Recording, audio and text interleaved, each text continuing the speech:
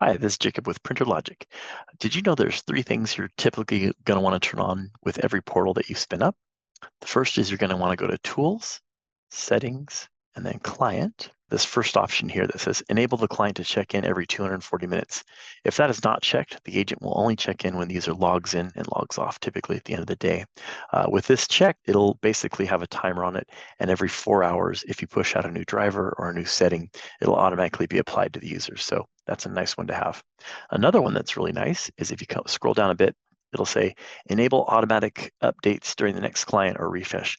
This will basically allow the software to update itself. So you check this box, and then you come down here and click Update Client. If you're on Macs, you're going to want to click Update Your Macs. And then you're going to want to make sure that this version matches this version, meaning that your client will automatically update to the latest version that's available.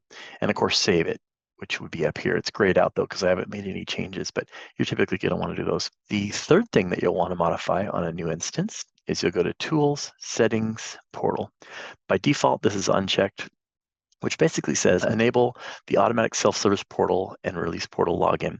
What this allows to happen is it'll use the single sign-on information when logging into the end user portal. So if you're on Active Directory or using an IDP such as Azure, Okta, or Google, this will allow those credentials to be automatically inputted in the device, meaning that if you're already connected to a domain, it won't ask you for a second authorization. If this is unchecked, you'll basically have to use some sort of local account to get into the Printer Logic software, which is generally inadvisable. So checking this is highly recommended.